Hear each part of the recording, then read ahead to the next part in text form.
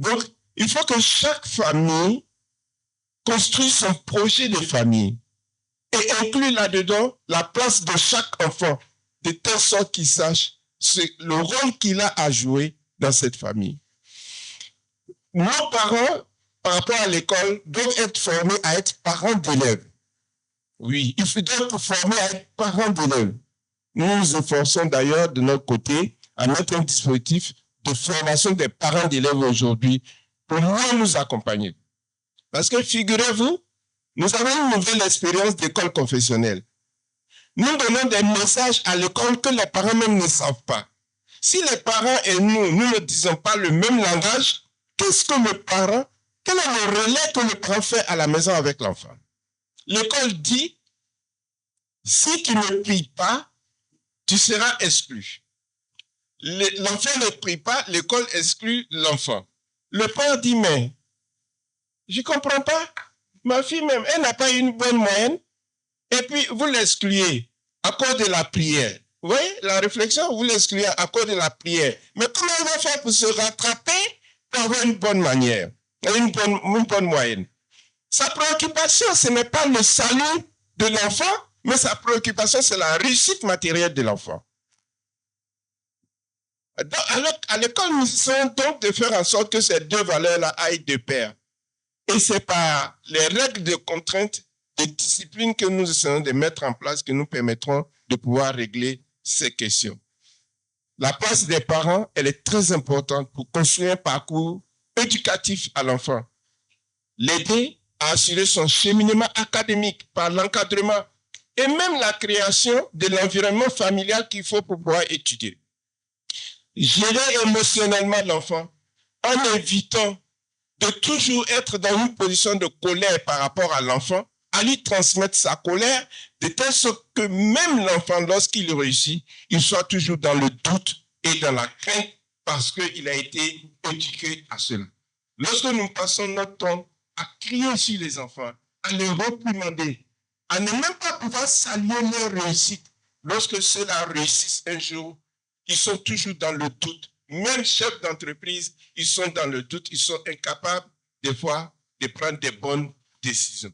Donc, l'école, c'est un centre qui permet, l'école confessionnelle aujourd'hui est un centre qui permet de réactualiser ce qui a échappé à nos familles, je dirais, dans les dernières décennies. C'est pour ça que je voudrais que nous parlons tous de l'école confessionnelle. Il peut s'applaudir, merci beaucoup. Est-ce qu'on peut faire quelque chose à votre endroit? En fait, il y a rien d'autre à dire. Et il y a des personnes dans la salle que je suis. Et je leur ai toujours dit, il faut rencontrer telle personne. Parce que quelqu'un comme le travail, quand il se retrouve avec des ingénieurs de la NASA, des hauts financiers, non seulement il peut les convaincre, mais en même temps, ils savent quelle est l'incidence de la beauté de l'islam. Et malheureusement, c'est ce qui manque souvent. Je n'ai rien à ajouter. Et je dis, les personnes reconnaîtront, et il y a même les témoins, que tu as rencontré, Amin Rabbi. Merci.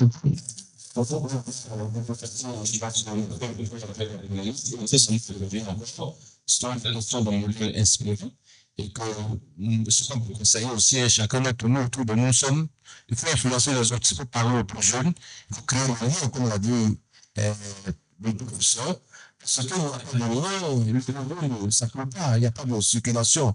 Donc il faut créer un réseau. Et il ne faut pas que ça soit cloisonné, il faut décloisonner pour que parce que nous, on a la chance de les gérer. Moi-même, j'étais président des jeunes. J'en parlais tout à l'heure avec notre frère, je vais l'interpeller tout à l'heure, Abdou Salam, qui est vice-amir, j'ai voulu qu'il parle au nom des jeunes, parce que souvent, on les blâme, les jeunes. Mais nous, on ne les écoute pas. Hein. Et donc, tout à l'heure, je voudrais que tu commences par lui, avant des autres. D'accord. Abdou Salam, il est dans la salle? Il est dans la salle, oui. Il est dans la salle, parce qu'il faut que au moins au nom des jeunes qui parlent, parce que nous, on a le regard des pères, à notre temps, c'était comme ça, les jeunes sont comme ceci, mais il est souvent important d'écouter aussi la souffrance des jeunes pour qu'on soit en même de leur apporter les réponses adéquates. Donc, absolument. Pour ouvrir la plage, mais je voulais que commence d'abord par Abdou Salam. Il n'y a pas de souci. Il va parler au nom des jeunes, tout ce qu'il a entendu là. Il n'y a pas de souci. Les jeunes, La précision, c'est de dire qu'il y aura les échanges. On demande aux contributeurs d'être les plus laconiques possibles. C'est-à-dire directement, les idées ont été données. À l'aune des idées, les propositions et les vécus pour être un peu plus pragmatique. Merci. Abdussalam est le vice-président de l'AUMC. Ok. Salam alaikum wa rahmatullahi wa barakatuh. Chers imams, chers panélistes, chers aînés, chers parents, il est difficile pour moi de prendre la parole ce matin devant cette assemblée, ces personnalités-là. On nous demande de parler au nom des étudiants, au nom des enfants. Et je pense que le thème qui est abordé aujourd'hui, moi, il y a un verbe d'action qui a attiré mon attention. Aider. Comment aider? On ne dit pas comment contribuer, comment sauvegarder, mais on dit comment aider nos enfants. On aide quelqu'un qui est en souffrance. On aide quelqu'un qui est en train de succomber, qui suffoque. Nos enfants, on est en difficulté chez les parents. C'est difficile. Et moi, j'ai eu la chance d'être encadreur, d'être formateur religieux. Et on suit beaucoup d'enfants. Ces parents, en réalité, je vais parler comme un enfant, vous ne connaissez pas. Vous ne connaissez pas. Et les parents font cette erreur-là de penser qu'ils connaissent les enfants. Et l'erreur fondamentale, c'est le refus d'accepter le changement. Si vous entendez les parents, vous dites, mais nous, en notre temps, quand ton papa te regarde là, il sait ce que tu veux. Le fait que le père te regarde, tu sais ce que le père veut dire. Mais les enfants aujourd'hui, ce n'est pas le cas. Les temps ont changé. Les enfants que vous étiez auprès des parents, aujourd'hui, les enfants que vous avez aujourd'hui sont des enfants du 21e siècle. Ils ne fonctionnent plus comme avant. Et si vous refusez de vous adapter au 21e siècle, ça va être difficile. Mais comment ils fonctionnent? Comment ils fonctionnent? Nous, on veut savoir. Les enfants, c'est des manipulateurs. C'est des manipulateurs. Je suis la formule adéquate pour réaliser ce que vous dites alors. Je vais en venir avec les solutions. Vous voyez, je suis encadreur, formateur, imam au lycée Sainte-Marie de Cocody. Au début, le jour, on m'a dit d'aller donner formation là-bas. J'ai dit quoi? École de filles? J'ai fait quoi là-bas? Vous êtes imam. Vos fidèles sont des filles. Le jour où je commence le khutbah. Et pendant le khutbah, il y a une qui lève la main. J'ai dit, c'est Allah qui a créé le ciel. Allah voit tout. Elle lève la main, imam. Vous êtes sûr de ça? En fait, c'est des enfants des musulmans, mais bon, quand vous dites Allah ne dort pas, ça passe pas. Allah ne mange pas, ça passe pas. Pourtant, ils disent, bon, on prie à la maison, on prie. Vous dites qu'à la maison, il y a un problème. La notion de Dieu, c'est pas ça sur les enfants. Il y a beaucoup de choses. On a rencontré un enfant qui nous disait qu'il n'était pas heureux. Et c'est difficile chez les parents. Alors, je me permets, Abdussalam, pour conduire et essayer de diriger un peu plus. Ah oui. On est clair sur le constat. Et d'ailleurs, même votre expérience est tellement bien dite qu'il doute de certaines réalités religieuses, par exemple. C'est ça. C'est quoi la solution? Les sachants, nos savants, à partir de leur rôle, imam, scientifique, on fait des propositions. Effectivement. En tant que jeunes, sur qui, par exemple, ces propositions peuvent s'appliquer, ça sera quoi notre volonté? Ok. Tu parles à nous, non? Alors, notre contribution en tant que jeunes, la première proposition que nous faisons, c'est au niveau de l'éducation islamique. Vous voyez, lorsque un père est venu voir Oumar, il a dit à Oumar que son enfant lui manque de respect. Son enfant ne lui accorde pas de la considération. Et Oumar, il appelle l'enfant et son père, il dit, mais est-ce que tout ce que ton père dit là, est-ce que c'est vrai? Et l'enfant dit, oui, ce que mon père dit là, c'est la vérité. Il dit, mais pourquoi tu manques de respect à ton père? Tu ne sais pas que tu as des droits et des devoirs envers ton père? Et l'enfant demande à Oumar, est-ce que le père aussi n'a pas de droits et de devoirs envers son enfant? Et Oumar lui dit, certes. Il dit, quel est le droit de l'enfant à son père, si son enfant? Il dit, le père a le droit de choisir une bonne mère pour son enfant. Il a le droit de lui assurer une bonne éducation. Et puis lui donner un bon nom. Et non, quand on lui donne, il est fier. Il dit, mon père n'a pas fait tout ça. Mon père n'a pas fait tout ça. Il m'a donné une mère qui est une adoratrice de feu. Il m'a donné un nom scarabée, un nom qui ne me donne pas de la valeur. Et il ne m'a pas assuré l'éducation islamique.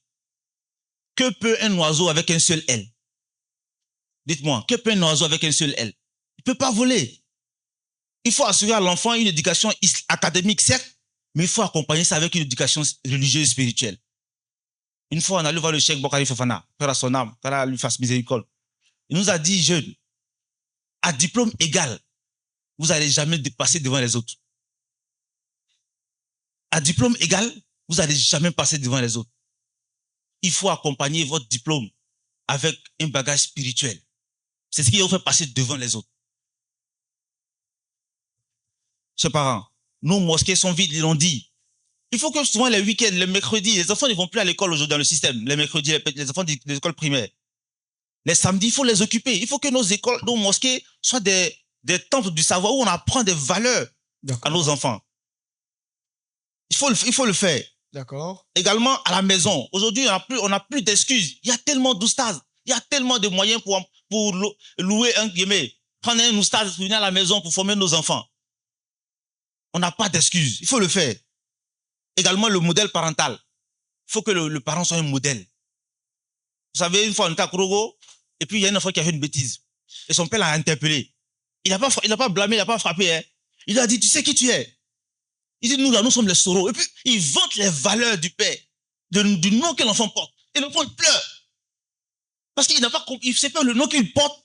C'est un nom il lui donne les valeurs. Il dit, nous, on ne trahit pas. L'enfant, il pleure.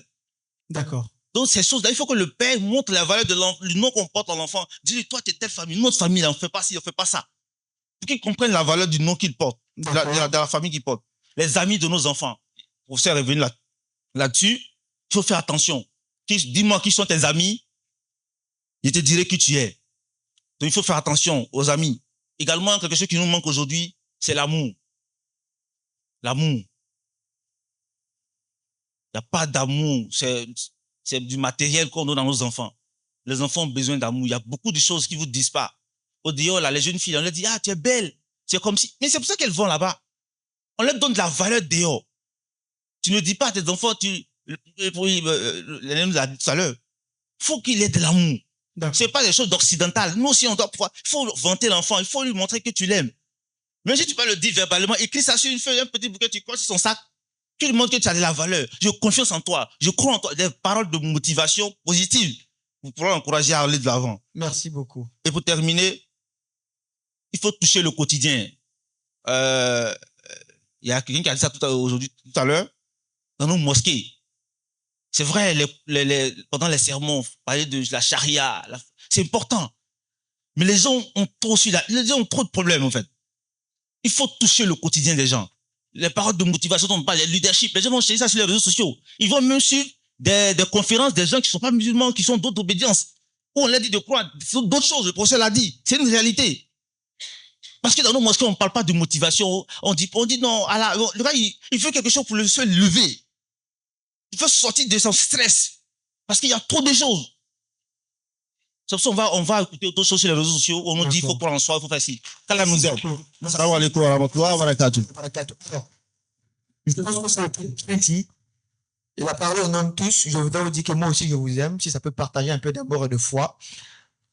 Pour les contributeurs à venir, on a eu donc notre Drago qui nous a gratifié de l'expérience de son livre.